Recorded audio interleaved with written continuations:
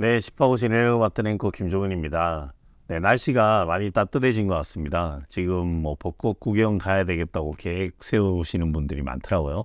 부산에는 일부 벚꽃이 조금 피고 있는 것 같습니다. 네, 따뜻한 날씨만큼 경제 사정도 좋아졌으면 좋겠습니다. 네, 오늘 김여선 NH농협은행 부동산 수석위원 모시고 뉴스들 한번 짚어보도록 하겠습니다. 네, 어서 오세요. 안녕하세요. 네. 네, 지금 사실상 제가 그 뭐 특별히 주제를 가지고 안 하려고 하는 게, 큰 틀에서는 지금 뉴스들이 뭐 새로워진 거는 거의 없는 것 같고, 네, 통상 뭐 기존에 있던 소식들이 대동소이하고 변함이 없어서 큰 틀의 흐름을 좀 짚어보도록 하겠습니다. 어제 그 추경호 부총리께서 올해 공시가를 낮춰서 역대 최대 지금 하락을 했다고 합니다. 무려 18.6% 하락을 했는데 주택 가격이 하락하면서 공시가의 시세 반영 비율이 조정이 됐습니다. 예, 어쨌든 정부가 했던 이런 약속을 지켰다고 생각이 됩니다.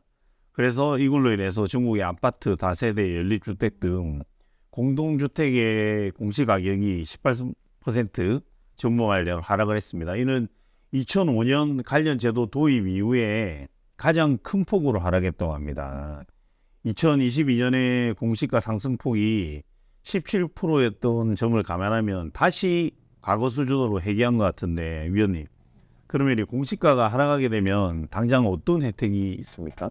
네, 말씀하신 것처럼 전년도에도 17% 인상했지만 네. 그 전년도에는 또 19% 넘게 인상을 했었거든요. 네네.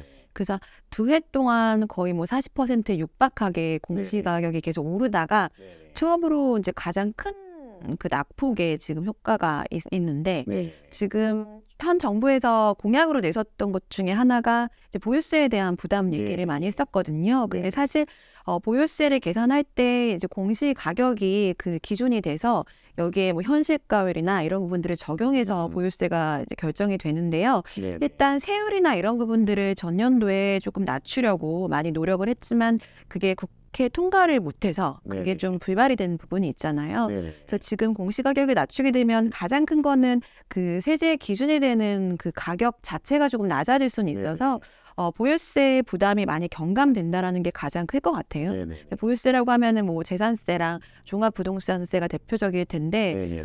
최대 뭐 17%, 뭐 세종 이런 데는 30% 가까이 지금 공시가격이 낮아졌거든요. 그래서 지금 다주택자뿐만 아니라 1주택자들도 보유세 부담이 많이 적어졌다. 뭐 그런 부분이 가장 크다고 할 수 있을 것 같고 네. 또 의료보험이나 각종 사회보장 제도에도 공시가격이 좀 활용이 많이 되거든요. 그래서 많은 부분들에 좀 혜택이 있을 거로 예상이 됩니다. 네네. 위원님 말씀하신 대로 많은 부분의 혜택, 건강보험료, 근로장려금, 기초생활보장제도 등 각종 이런 수급 대상 산정하는데 기초자료를 활용되고 있습니다.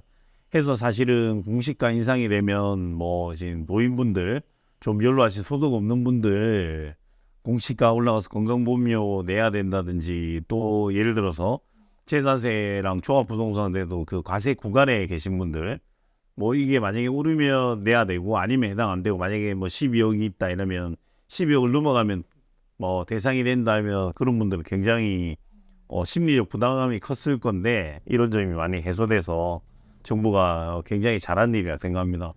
전반적으로 지금 금리도 오르고 있고 물가도 오르고 있어서 뭐 유일하게 들려온 희소식이네요, 사실은. 그렇죠. 네네. 그 이게 뭐 인위적으로 내렸다라고 보기보다는 네네. 이게 공시가격이 어쨌든 시세에 이게 시세랑 다르지만 그래도 맞습니다. 그 시세 변동에 따라서 당연히 오르고 내리고 하는 부분인데 급등기 때는 뭐 19%, 17% 올라갔던 거라면 지금은 최근에 집값이 많이 하락했잖아요. 아, 많이 떨어졌죠, 네, 사실. 사실 뭐 17% 이상으로 떨어진 네네. 지역이 대부분이긴 네네. 해서 그 시세 하락을 조금 이제 반영을 반영했다, 했다, 적절하게. 네, 정상화시켰다 네네네. 이렇게 네네네. 보시면 될 것 같아요. 네네네. 알겠습니다.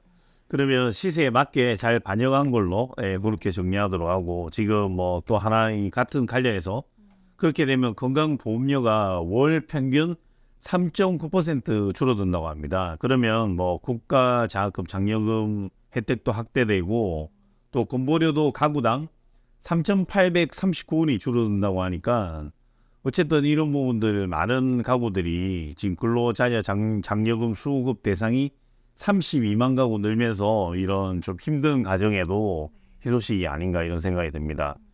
네, 그리고 또 뉴스 하나 소개해드리면 빨라지는 전세 월세야. 이미 뭐 저희가 방송에서 뭐 여러 차례 해서 새로운 뉴스는 아닌 것 같고 이미 고금리의 영향으로 임대차 시장이 이렇게 바뀌었습니다. 앞에 사실은 임대차 3법이 악법이다 아니다 이런 것도 전세가 사라지기 때문에 이런 걸 했습니다. 사실 뭐 전세라는 건 우리나라에만 존재하는 제도다 해서 오히려 그 임대차 3법을 개정할 때 그걸 당위성을 그런 식으로 제시했었는데 실제는 어쨌든 월세가 많아지면서 세 부담이 위원님 늘어나는 거죠.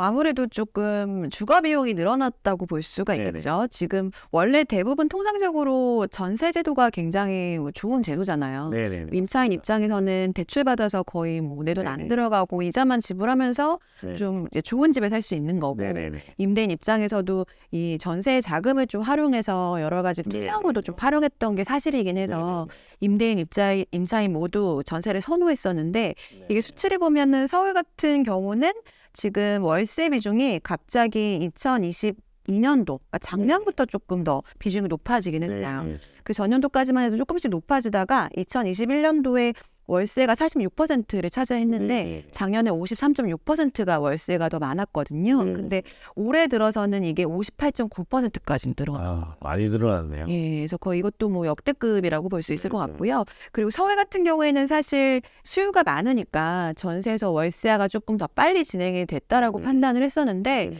최근 들어서는 지방까지도 월세가 확대가 돼서 부산이나 대구 같은 경우도 이미 네네. 60% 이상이 월세 거래가 많이 된 그렇게 비중이 좀 역전된 상황들이 계속되고 있어서 이게 사실 지금 금리 영향이 가장 크다고 저희가 여러 차례 얘기를 했었잖아요. 네. 고금리가 계속 올해도 지속이 되긴 할 테니까 네. 전월세 전환율보다 이제 대출을 받아서 이자를 내는 게 더 부담이 되다 보니까 올해도 여전히 월세 선호 현상은 지속될 수 있을 걸로 보여지고요. 과거와 되게 달랐던 게 전세 사기 상담이 여전히 좀 계속해서 있긴 하거든요. 아유. 그래서 변호사분 연결해주기도 하고 네. 그렇게 좀 분쟁이 될 정도로 못 받은 분들이 많다 보니까 오히려 이제 중저가나 빌라 위주로는 이제는 전세보다는 월세를 선호하게 되지 않을까 뭐 그런 생각이 들더라고요. 그래서 예전에는 무조건 전세였다면 네. 이번 이렇게 전세 사기 같은 것들이 수면 위로 좀 올라오면서 많이 좀 양성화가 되고 있는 거잖아요. 제도도 많이 지원을 해줘서 네. 그렇게 되면 오히려 이게 그 지금 지원하고 있는 제도들이 정착되기 전까지는 월세 같은 거. 임차인 입장에서는 저 같아도 그냥 안전하게 월세를 선택할 것 같아서 저가는 계속해서 좀 월세 쪽으로 많이 갈 것 같고 네. 금리가 조금 내려가면은 다시 뭐 아파트 위주로는 전세가 더 많아질 수는 있을 것 네. 같습니다. 맞습니다. 위원님 말씀하신 대로 전문가들도 임대차 3법의 영향으로 전세값이 급등한 것과 보유세 부담 등으로 월세를 받고자 하는 임대인이 늘어나는 현상이 전세 월세를 가속해야 한다고 이야기하고 있고 또 여기에 더 분석을 하면 위원님 말처럼 이 깡통 전세 사기가 근절되지 않고 있기 때문에 당장 나부터도 이것저것 생각하기 싫고 사기도 당하기 싫기 때문에 당분간은 월세가 이렇게 가속화될 것 같습니다. 뭐 어쨌든 간에 뭐 시대적 흐름이고 현상이지만 서민들의 부담은 늘어날 수밖에 없다는 점에서 좀 안타깝습니다. 혀끝이 차지는 이런 뉴스인데 사실 뭐 이게 쉽게 반전되지 않는 것 같아서 가슴이 아픕니다. 실제 보면 거래 비중도 저희 이게 그래프에서 보면 계속 기존 그 거래보다 전세보다 월세가 아래 게 월세입니다. 월세가 비중이 늘고 있고 전세는 줄고 있고 작년 10월부터 해서 지금 한 3개월 정도 비교를 해놨는데 계속 이거는 또 위원님 말씀처럼 가중되지 않을까 이렇게 생각이 듭니다.